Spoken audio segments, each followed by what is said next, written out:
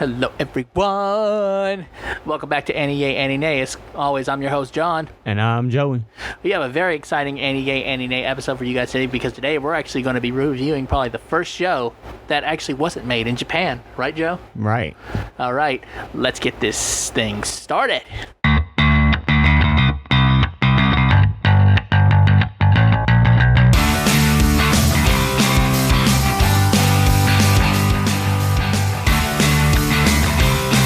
Hello guys, as always, welcome back to AniYayAniNay. Before we get started on this great review, we want to give you guys all a big shout out for supporting us. Thank you, you guys. We really do feel a lot of gratitude for all the support you guys give us.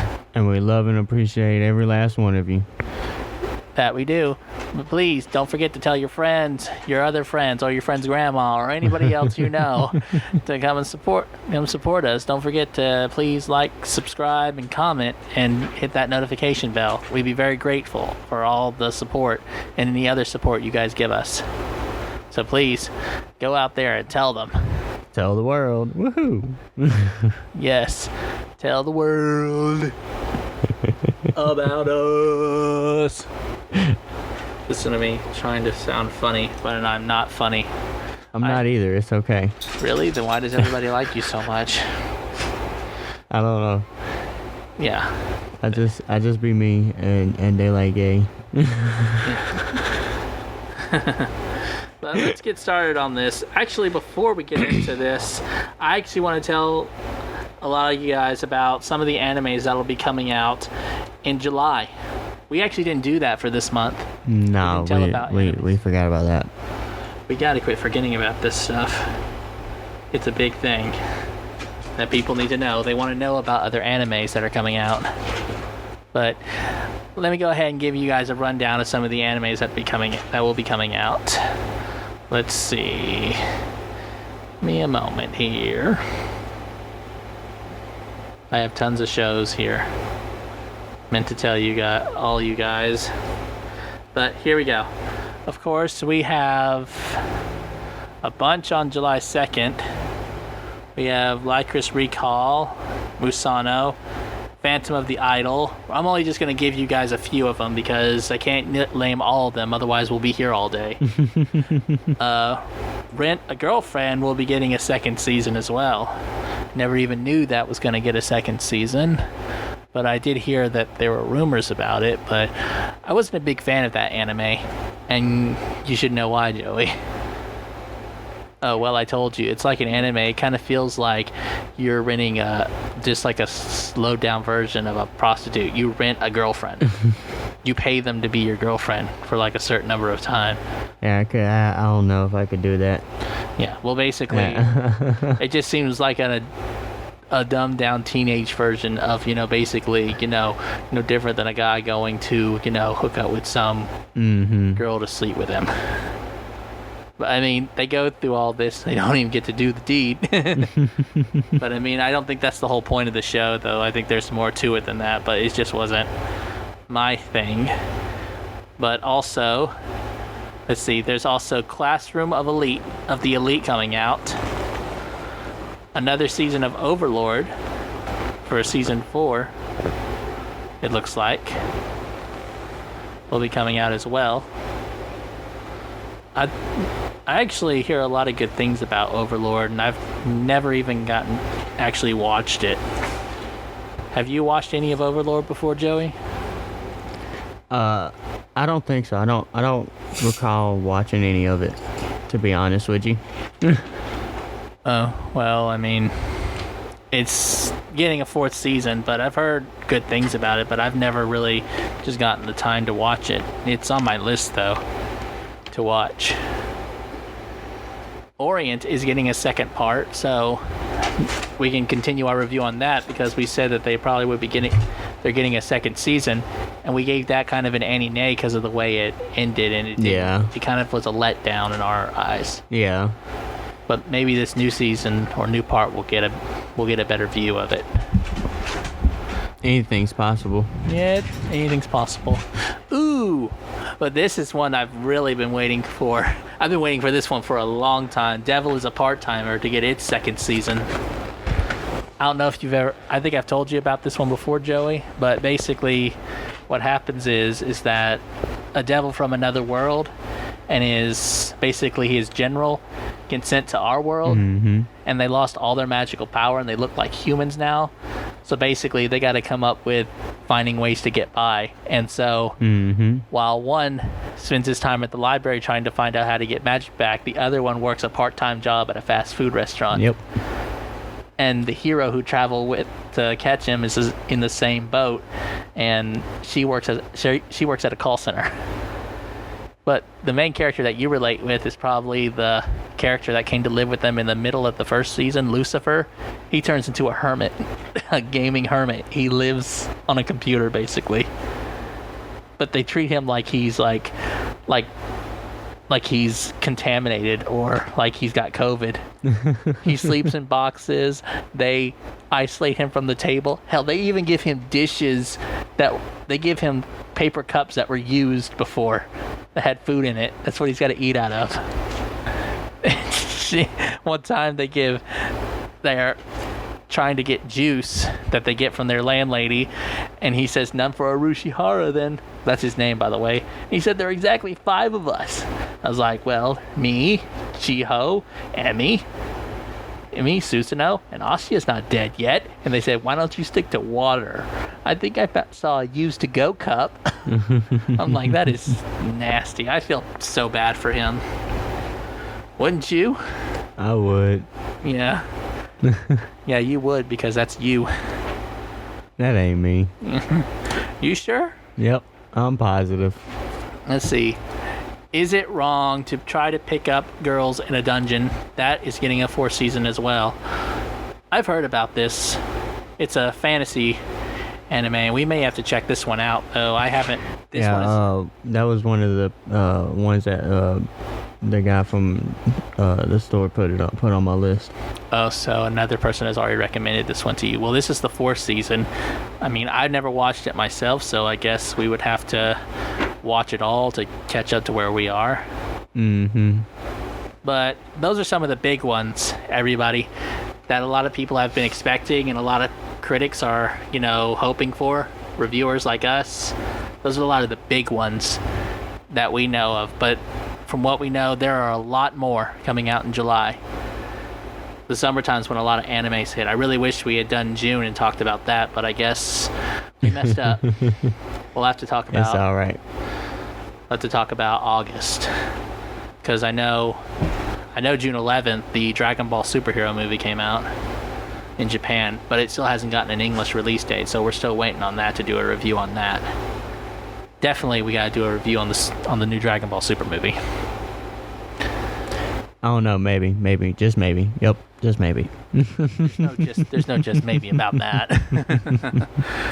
But let's go ahead and get right into this review, you guys.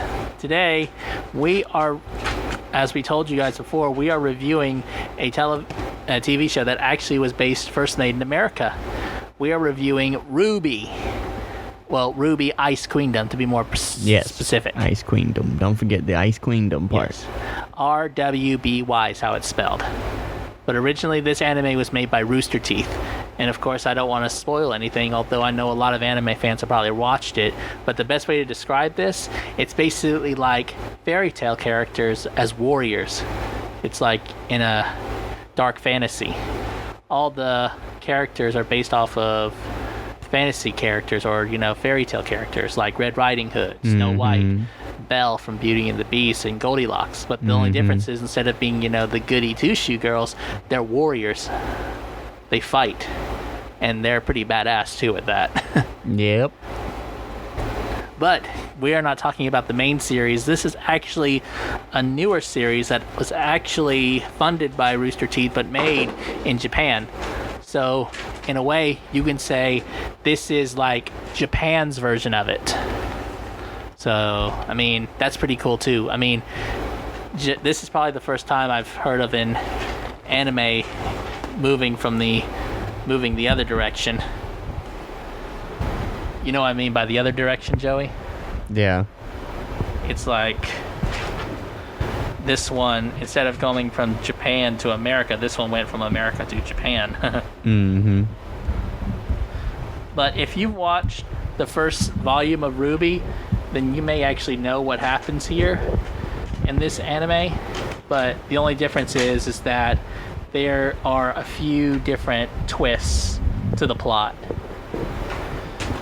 Basically, instead of using 3D visuals, they use 2D visuals like you would see in Japan.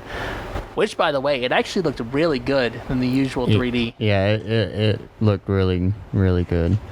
Yes, it was like Japan style in a way. But, I mean, it kind of reminded me of the... Have you ever played the game BlazBlue? No, actually I haven't.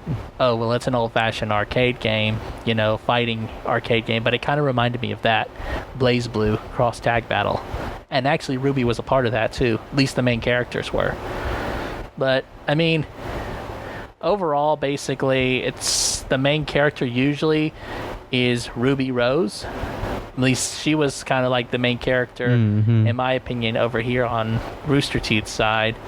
The main plot's always been kind of focused on her. Yeah. But it seems like in this version, they kind of spread it out a little bit more on all the characters. So they made them all have their own, like, actual part. Yes. They all had their own part, but I think if you notice, Joe, it kind of followed Volume 1 kind of more specifically, just kind of stuck to some of the more important parts. But, I mean, we saw all the usual parts from Volume 1.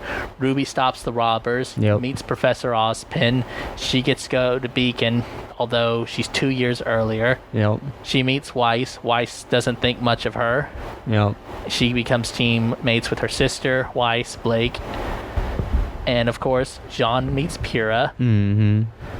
We see Penny and everything. It basically, how can I say it? It kind of fills in some holes here and there. Yeah, you know, it basically runs it the same way, just takes and shortens down some of the stuff and adds different stuff that we didn't see.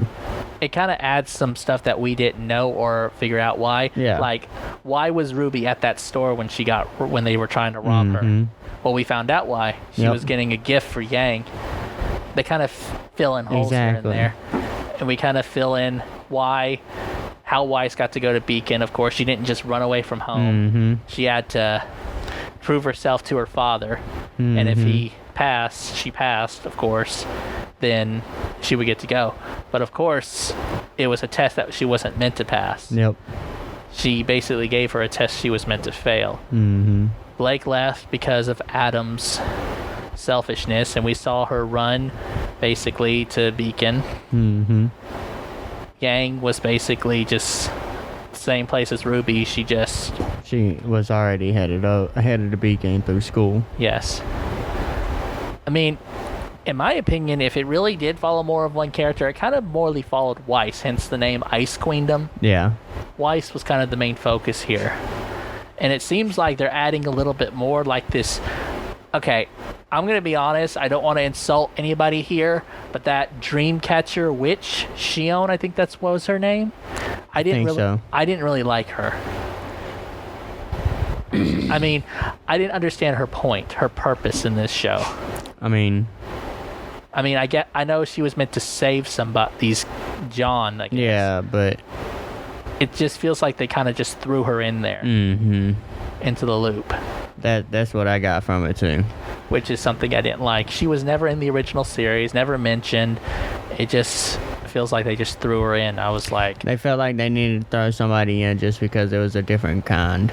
That's all that was. Well, I mean, right now she's kind of in the loop, don't know what's going on, but there's supposed to be more episodes coming, so I mean, maybe she'll get a better point and get a better understanding. We could come and like her.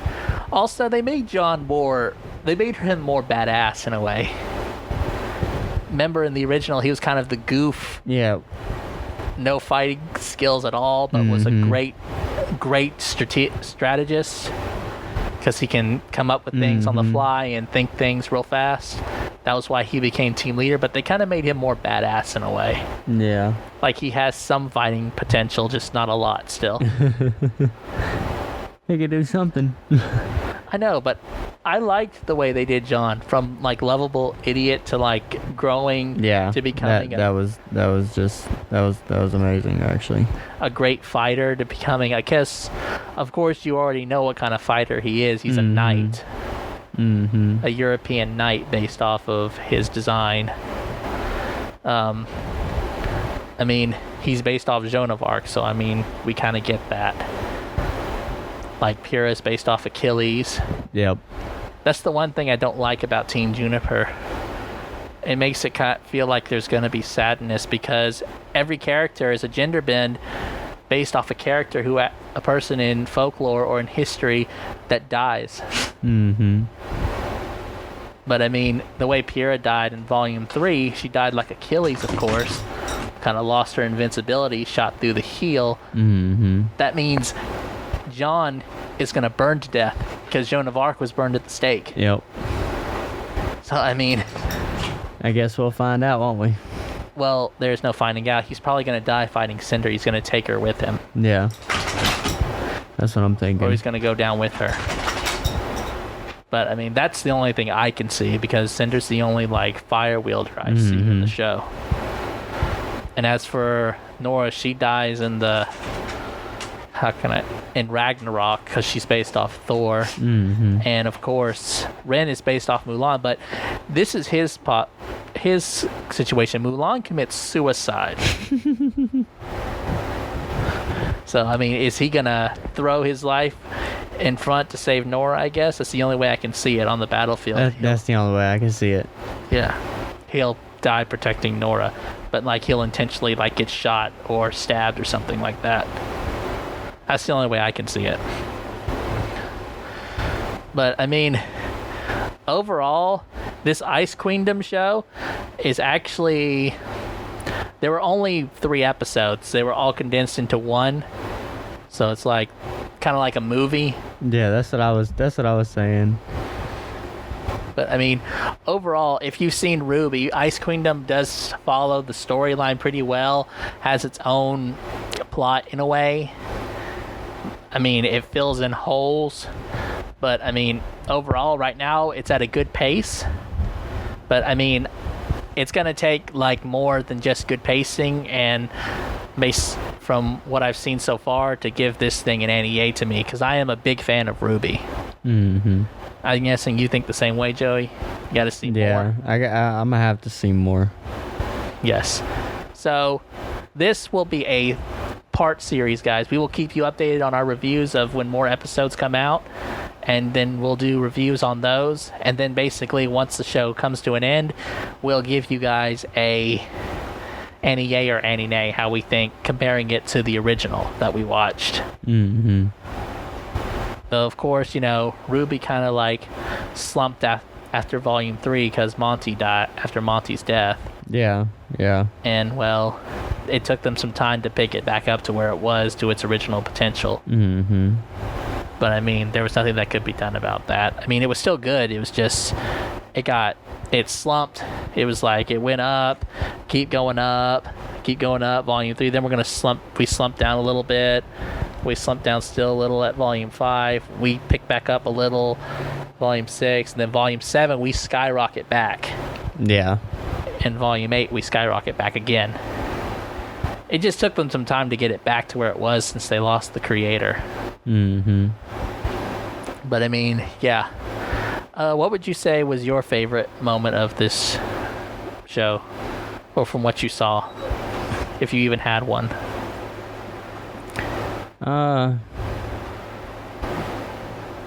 Anything? Anything at all? Off the top of my head, not really.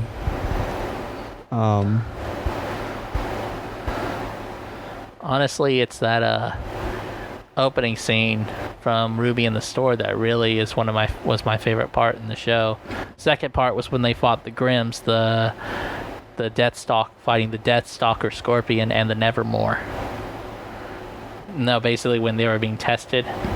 Yeah. The test was always a good one. Yes. But I liked how they tested it. They didn't, remember in the original series, they slept in, and then they went to get tested. But this time they went straight to it. Yeah. So I like that. That was actually a more intense way of showing them that they're going to be fighting. They just get dropped into the zone, and we go fight. But I mean, I've always liked that opening. I mean, it's like it's funny that Ruby is like standing there looking at a magazine, and then all of a sudden she's got her headphones on. Someone comes out of nowhere saying, "Put your hands in the air." I mean, she had her headphones on the whole time. I mean, she couldn't hear him at the first, and then he turns around, he sees she's got her headphones on. He tells her to take it off. She takes them off, and he says, "Put your hands in the air now." And then she's like, "Are you robbing me?" He's like, "Yes." He's like, "Oh." Boom. You get knocked out. Straight through the glass. By a 14, 15-year-old girl. with a big ass scythe at that. Yep. With a highly compact sniper rifle involved too, because it's a gun too. But I mean, now we're just blabbering on about our favorite moments of the show of RWBY. But definitely, guys, if you haven't seen Ice Queendom yet, it's definitely one we recommend you guys go see. If you're a fan of RWBY, we really like it. But like we said, we're going to have to watch more of it to find out whether we give it an aniyay or aninay or not. It's a good show. Movie. Thing. I think it's a TV show, Joe, but I think it's more made it's like set up movies. like a movie. Okay, they're gonna probably do like 2-hour-long shows. That's what it is. Well, it's actually pretty good, Joey, so that way you don't get really short episodes. And Exactly. You're craving for more. Exactly. But we're gonna have to watch more before we can say yay or nay on this, guys. I really hope, the one thing I'm hoping though is that when they do dub it, they use the original people from Rooster Teeth. Not a new cast. They can't use a new cast for RWBY. They have to use the original cast. If they use a different cast, I'm gonna be upset. I don't know if you will be, but I mean, I definitely will be upset, Joe, if they use different people for the characters. It just won't be the same. No, it won't be. But that's basically how we feel so far about RWBY. But before we wrap this episode up, we just want you guys to catch us on our next episode, which we will be reviewing, of course, we will be doing our special series for Earwig and the Witch for the Studio Ghibli movie. Yep. So you can catch us on that episode next time. But as always, I'm your host, John. And I'm Joey. We'll see you on the next one.